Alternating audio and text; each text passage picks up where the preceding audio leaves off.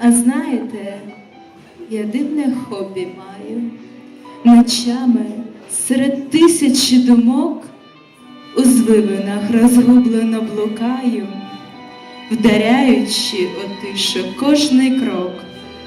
Прямую із минулого в майбутнє, крізь спогади короткого життя, крізь долю справедливу і могутню, крізь час, який не має вороття.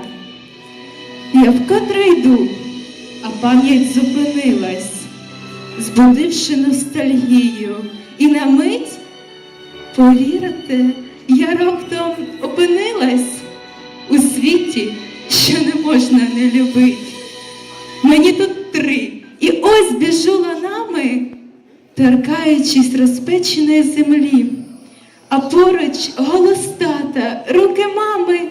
Як добре на малесенькій душі, як добре мрію небо обійняти, долонями діставшись висоти. Дитиною вже прагну поєднати себе та батьківщину назавжди. Нехай не розумом, а поки що лиш серцем, красою краєвидів, полонин.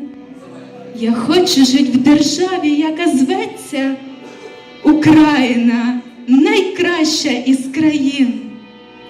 Триває моя подорож думками, примарою крадуся повз тіней, що сяють над важливими роками, невтілених ховаючи ідей.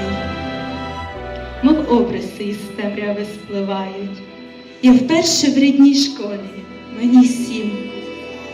Що завуч традиційно промовляє, аж раптом усе стихло, чутно гімн. Я горда українка і завзята, до серденька вже тягнеться рука. Я справжня громадянка, будувати планує мрій країну вже яка вже впевнена залишиться в ній жити. Відкрию тут нащадкам цілий світ, з'явилась на землі, щоб відродити великий український славний рід. Туман стає навколо все густіший, а я, не помічаючи, іду. Та ось неподалік у дивній тиші впізнала рідну мовоньку свою. Дивіться, мені 10, я пишаюсь.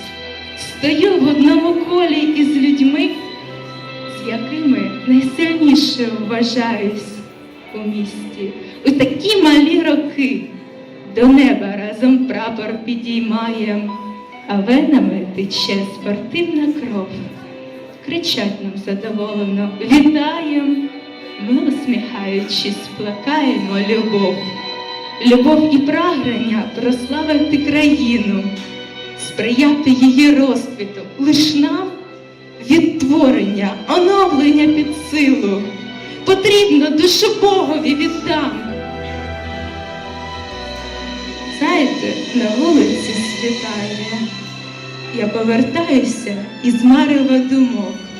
Вже півник за вікном моїм співає, і щезли з неба тисячі зірок. Доросліша, тепер мені 17, амбіції зростають з дня на день.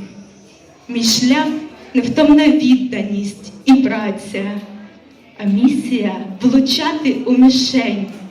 У мене не дитячі власить мрії і погляди на дійсність майбуття. Я вірю в Україну і мої дії – вагомий внесок у її життя.